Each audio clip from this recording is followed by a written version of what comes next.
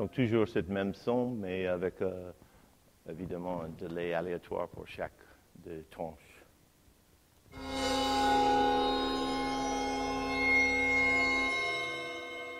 Et en même temps, si on a le délai, pourquoi pas le feedback, le retour de délai.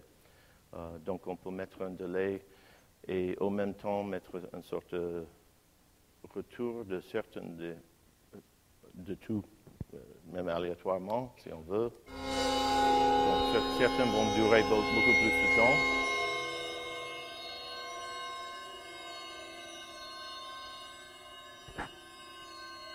On n'est pas obligé d'attendre jusqu'à la fin de ça, mais on a je pense que ça donne une bonne idée de la possibilité de faire retour certaines partielles, certaines parties du son et les faire boucler. Parce que c'est un truc aléatoire entre 0 et 1. Il y a évidemment certains qui sont un feedback infini. Je n'ai pas la patience de rester voir si ça c'est vrai, mais je pense que c'est vrai. Et si on veut vraiment avoir la musique instantanée, on peut pousser sur 4 boutons là et avoir un filtrage, un délai, un feedback et une spécialisation qui dure un certain temps.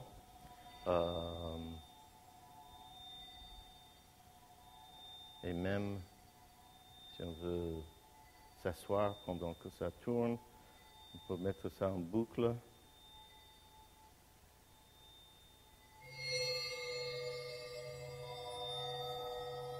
Et bon, on peut écouter ça. C'est une œuvre.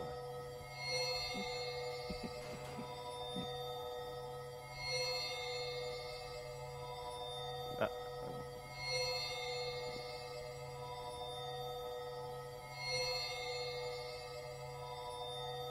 Avec un visuel, pardon. Je vais vous montrer ça. Voilà.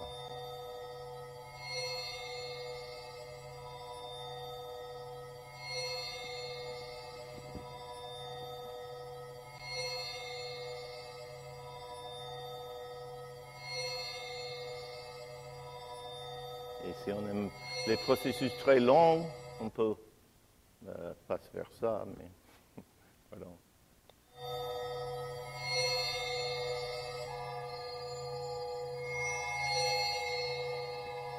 Et on commence le deuxième mouvement maintenant.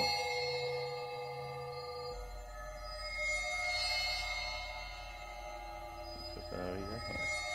Voilà. Donc une interpellation sur 40 secondes qui va changer de cette première étape jusqu'à celui-là.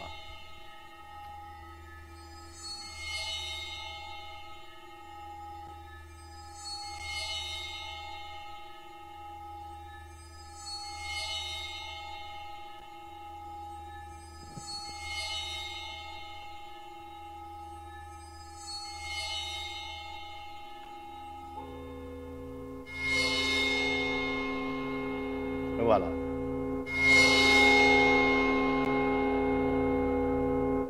On retourne au thème d'origine de cette pièce-là. Je ne sais pas si ça était assez compréhensible, j'espère bien, parce que je voulais rien, je voulais que ça soit très compréhensible et je ne veux pas. J'espère que tout le monde comprend que c'était juste une petite blague quand on fait la musique instantanée, mais si quelqu'un a trouvé ça très belle ou assez belle, je vends ça pour rien en fait.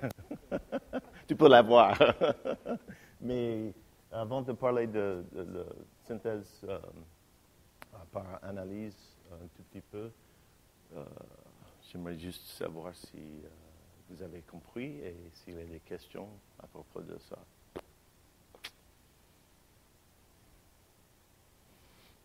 Non. Ça veut dire que tout le monde connaît ça déjà assez. Ouais. Donc, ce n'était pas la peine de parler de ça, en fait. Je ne sais pas, je connais pratiquement personne sauf Miller et Arnaud et Xavier ici, donc. Oui, mais ça, c'est normal. OK. OK. Donc,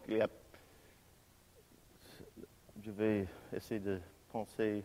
Au niveau de ce domaine de travail, il y a aussi, bien sûr, la synthèse croisée, que je n'ai pas montré pas du tout, mais je pense que tout le monde est peut-être au courant de ça. Mais c'est assez simple de prendre cette son-là et de le croiser avec quelque chose d'autre, au même temps que de faire tous ces traitements-là.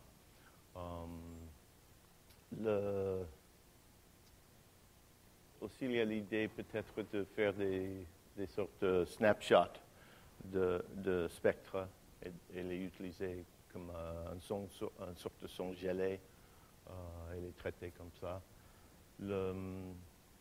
Je pense que le plus difficile musicalement avec ces traitements-là, c'est que, par exemple, si on avait un vrai cymbale là, j'étais en train de le jouer chaque fois, au lieu de faire jouer un fichier de son où on n'entendait pas le direct. Il y a la question toujours du direct, et j'ai alludé à ça un tout petit peu avec l'histoire de masking, avec spatialisation. La spatialisation devient même plus difficile avec un son direct. Si le cymbale était là et j'étais en train de le jouer et faire cette petite exemple de spatialisation, ça serait même plus difficile d'entendre et comprendre qu'est-ce qui se passait parce qu'il y a le vrai instrument qui sonne en même temps.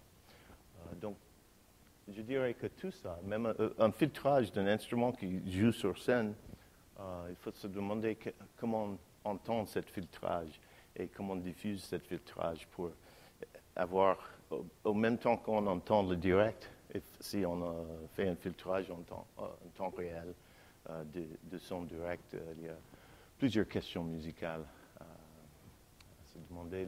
Le parti delay et feedback peut être au niveau compositionnel une aide à ce problème, en fait. Quand j'ai commencé à faire la spatialisation, j'ai réalisé tout de suite, j'ai fait des expériences dans un studio avec 8 haut-parleurs et j'ai tout de suite réalisé que, bon, il y a aussi, premièrement, la question de masking, des choses aiguës, sans l'instrument direct, et ça devient de pire en pire quand on est dans une salle avec l'instrument direct aussi. Et c'est ça qui m'a amené d'essayer le delay pour faire une séparation, soi-disant, de son. Et c'est plutôt pour cette idée de les raisons auditoires, de mieux comprendre, mieux entendre des choses qui se passent, parce que ça ne veut rien de faire une spatialisation si on n'entend rien avec ça. Oui. Oui, moi j'ai une question, c'est pas clair pour moi le masking. Ah, par exemple, si comme j'ai montré, on a la possibilité de mettre, par exemple, les aigus dans le haut-parleur de droite et les graves dans le haut-parleur de gauche. Si on commence à faire quelque chose de plus compliqué que ça, imagine avec 8 haut-parleurs, et on met quelque chose comme les impairs et les pairs, ou tous les 4 partiels là, ou un mélange complètement différent, ou peut-être on a les graves qui sont devant et derrière, il y a les aigus. Le problème, c'est que si on est au milieu, on entend les graves forcément avec un son acoustique mieux, parce que certains des aigus ont une très basse amplitude. Donc, c'est un masking naturel qui vient de l'instrument lui-même, parce qu'on n'entend pas un instrument. On va voir un tout petit peu cette même question.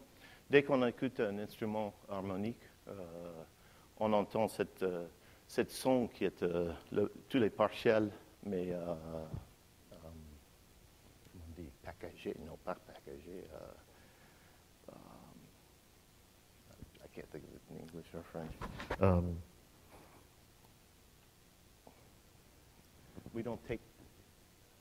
You don't take apart a sound in your head. You put it together when you hear an instrument. Oui, peut-être, mais psychologiquement, on n'entend pas les partiels. s'ils sont harmoniques. Dès que ça devient inharmonique, on commence à entendre ça.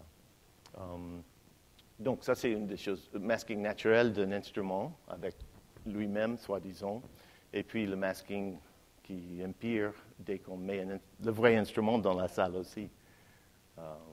Donc, l'idée d'un délai peut-être pas très long, j'ai fait des délais assez longs ici, jusqu'à 4 secondes, pour séparer, arpégier, si on peut dire, le son, et d'éviter ce problème un petit peu. Mais je vais parler un tout petit peu d'analyse,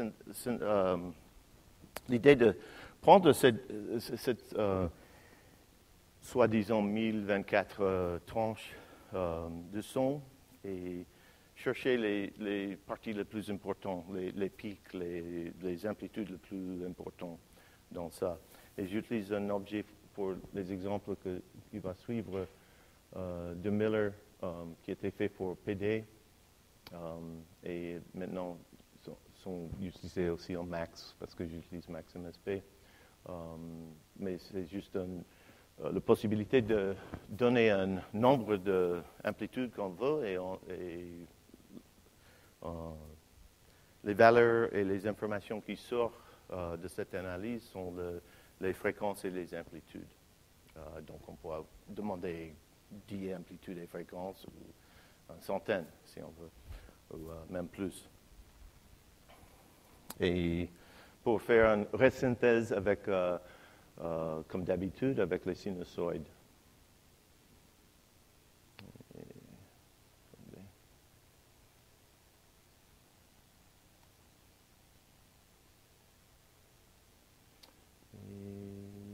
en principe, oh, pardon.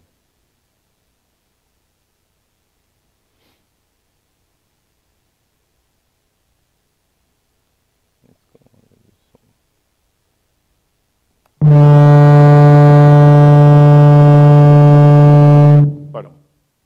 Donc ça c'est juste un son de tuba, mais ce n'est pas le vrai tuba en fait. Je pense que j'ai même pas. Ah oui, on peut écouter le tuba, mais c'est pas vraiment la peine parce que ça sonne à peu près le même que les resynthèses. Mais peut-être que c'est intéressant de faire juste pour les gens qui. Si je me souviens comment on fait ça. Avec cette... Ouais, je vais juste faire ça. Pardon.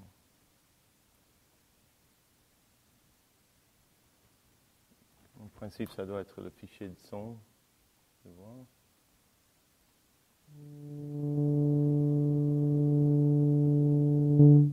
Pardon. Donc ça, c'est le fichier de son de quelqu'un qui joue un tuba. Et on peut voir que c'est pas peut-être que c'est pas le meilleur exemple parce que mais j'aime bien les sons basses comme ça.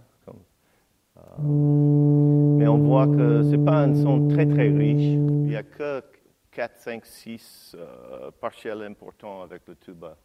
C'est très différent que, par exemple, les trompettes au niveau de... C'est-à-dire que c'est un son assez pauvre au niveau des nombres de partiels. Et bon, on retourne...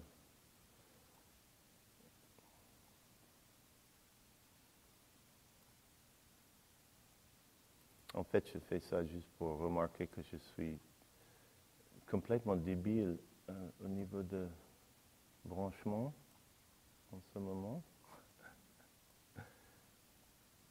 Voilà. C'est beaucoup plus facile de brancher les câbles avec PD qu'avec Max MSP.